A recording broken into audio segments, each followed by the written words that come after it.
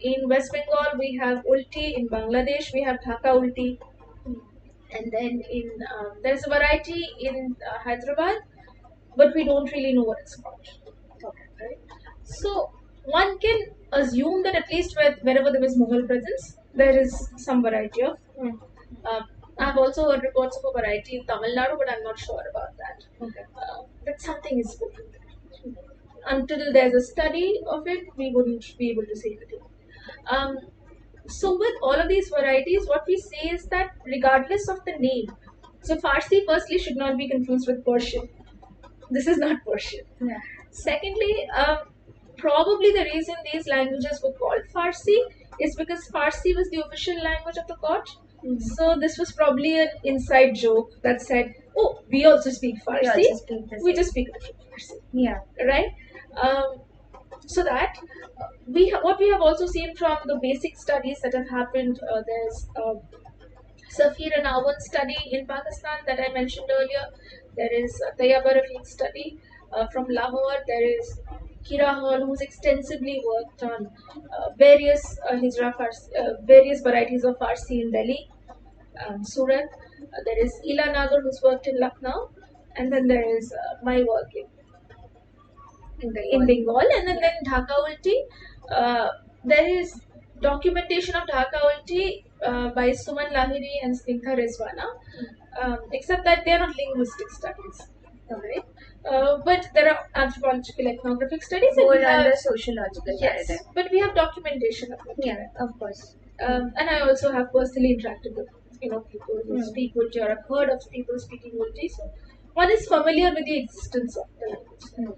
Now the reason I'm getting into so much detail, none of these languages are actually identical to each other.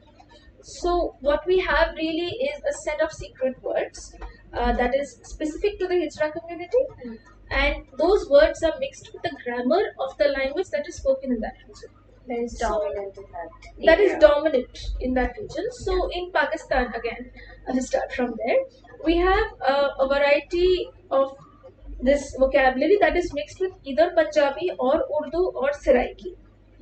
In Delhi, it's mixed with Hindi.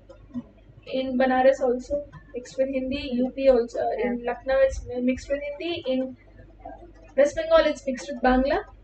Mostly the standard variety of Bangla, but also the other varieties. And you see it mixed with the Dhaka variety of Bangla and Dhaka. So the sentences in West Bengal and Dhaka Ulti are quite different, depending on the regional variation. The grammar of all of these varieties also comes from the dominant language of that region. Yeah. As far as one has studied, because all of these studies are not linguistic, only a couple of them are linguistic studies. Most of them are either sociological or socio-linguistic. Or socio-linguistic. Right. So, in a socio-linguistic study, one doesn't often get into the grammatical intricacies of the language, and that's why everything I'm saying here must be taken with a little bit of a pinch of salt, because because we don't know enough about all of these varieties to make blanket claims of any kind. Exactly. That's understandable, and as you said, this is a secret language, so I can imagine there wouldn't be much of record keeping anyway. But coming to that point, why is it secret? Yes. I'll just talk about the documentation part because you asked that earlier. So you're right. There must have been a little bit of internal documentation. Hijra gurus must have written down a word list and handed it to this, chelas and said, "Please learn this. You are supposed to know these words if you're part of the community, if you're part of the Hijra Gharana." But that has never been revealed to the mainstream. And also, I imagine this to be more of an oral tradition. There are most languages in the world are oral traditions where the passing down is also happening orally, right? You are almost entirely correct. The reason I say this is because I've heard of Hijra gurus keeping diaries. Doing that. Okay. So they don't have a script of their own, if that's what you're asking, but then you can use any script to write down words and circulate them. But yes, it is by and large an oral language. It is not a written language, but the fun of an oral language is that it can be written in any script. Absolutely. So nowadays you have WhatsApp groups where the Bangla script or the Roman script is used to write Ulti. So, the idea that you need a script for something to be a language, um, we as linguists As know that linguists, we know this that, is yeah, not a criteria for anything to be a language, but many absolutely, non-linguists still believe that you need a script for a language to be a language. yeah, yeah, I'm just here to say that you can always improvise a script, it's not a problem. yeah. So, And to add to that, as a linguist, we know that most languages of the world don't actually have a writing system. So it's quite irrelevant when it comes to actually thinking of a language as language. To consider that it having a script is a criteria they need to meet, it's actually quite irrelevant. So, that's right. You also asked me why this language is a secret. exactly. Uh, so there are various reasons really why something needs to be a secret. The first thing is that your social, situation. Are you really in a kind of society where you can be openly gay? Even 10 years back, it wasn't that easy. Yeah. Um, I have to mention something important here. The hijra-koti community is by and large people who come from a lower class, often the urban poor or the rural or suburban communities, uh, and people who are often from lower castes as well. They might not always be from a lower caste community, but they are people who have been cumulatively and multiply Ostracized marginalized, or marginalized. more than Mostly ostracized, marginalized. I'd say. So they occupy a sort of intersectional identity where they do not have the kind of exposure or the kind of privilege to out themselves and live as well, many do, but it's not easy for somebody from a lower middle class background to a lower caste background to actually come out to their parents and say, I think I'm a Koti. I think I don't want to marry that woman. I think I want to be with that man. Exactly. Not easy. So you need a secret language. You need to be able to express yourself, but make sure that nobody understands what you say, because that will provide you with a layer of protection. That will save you from persecution from both society and law enforcement, from the police. Yeah. That will save you from a lot of abuse from people around you, and mostly, I think it is about protection and self expression. You can say a lot of things, including about your body, private parts, sexual activities, sexual behaviors, sexual roles. You can talk about things that are taboo in mainstream society.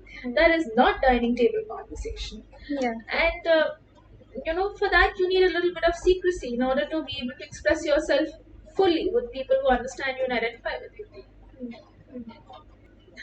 Huh. So regarding the secrecy that you were talking about, and we were, as you were saying, that they are majorly from the lower class or different kinds of marginalized backgrounds. Why do you think that is the case? Like, have you really, thought about it, investigated about it? Yes, so one of the main reasons that is the case is because, uh, you know, if you think of, um, well, many things, there's many, many reasons behind it. One of the main is that we know that the Hijra community of the Mughal era were very, I also have to say, there is nothing that indicates that the hijras of the Mughal era and the hijras of today are directly related. They might or might not be part of the same community just because they have the same name. There is nothing that conclusively indicates that they are descendants of the same kind of tradition, right? Yeah.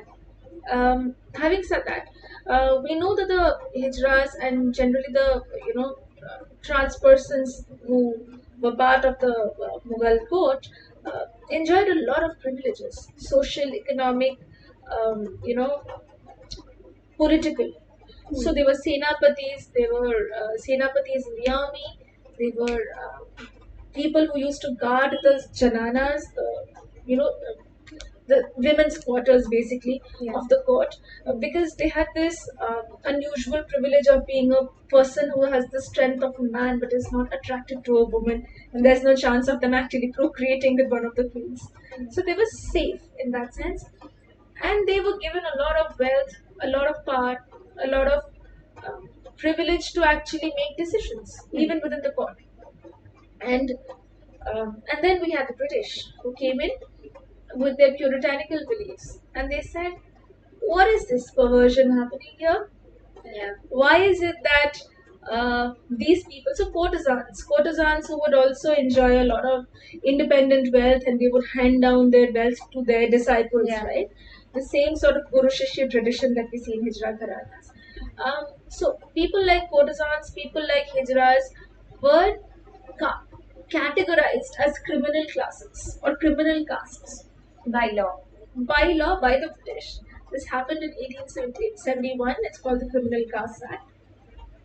And I'm sorry, I will check the name and I will give it to you in the I think description. it was called something different. Criminal, Tribes Act. tribal criminal law, I think. But anyway, Or something on those lines. Yeah.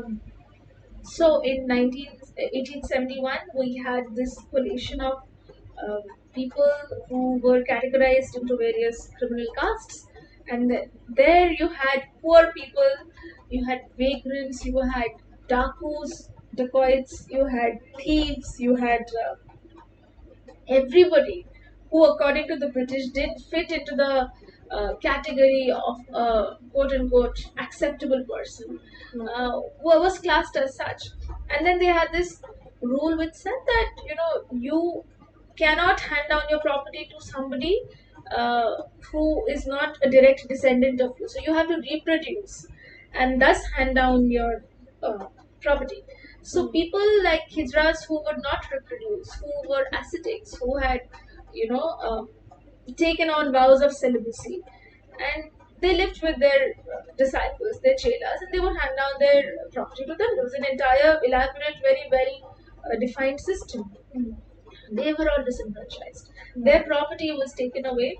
They were marginalized very gradually, very systematically from the um, economic and social system, social fabric of the community. And then after the British left, we didn't really do much to bring them back into the folds of society.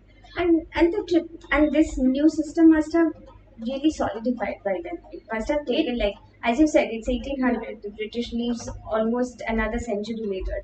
A long time for a system to have solidified and A strengthened. system and also a belief system that these people are exactly meant to be outside. exactly Right? So, and even now we are fighting with, the kind of mentality that the British have left us with. Even now we have people asking why the British, why Hijras do not stay in our communities. Why don't they stay in our neighborhoods? Somebody asked me this once, and I was like, do you think if this person, a Hijra, were to take a property in your neighborhood, you would accept them? exactly. Who is gonna rent their place out to them?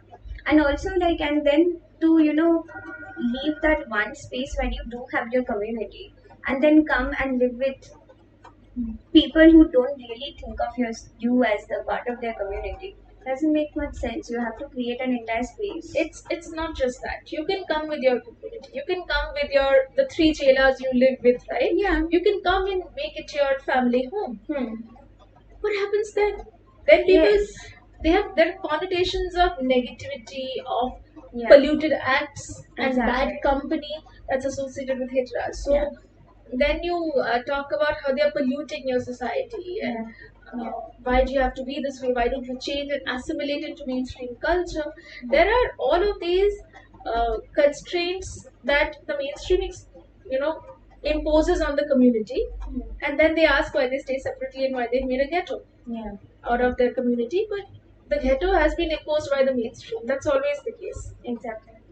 So it's not this way, it's this way. Yes. One has to realize that.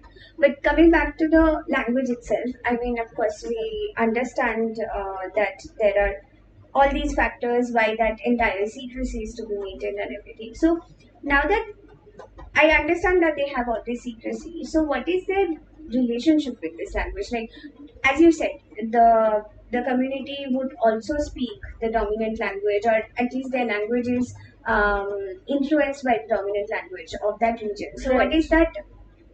What is that relationship like? The structure like? So the relationship with their language. You had asked me something else that I feel to answer. So let me get that. Okay. Yes. Yeah. So you asked me why the Kotis are primarily from lower caste marginalized backgrounds, right? Yes, Lower class. yes.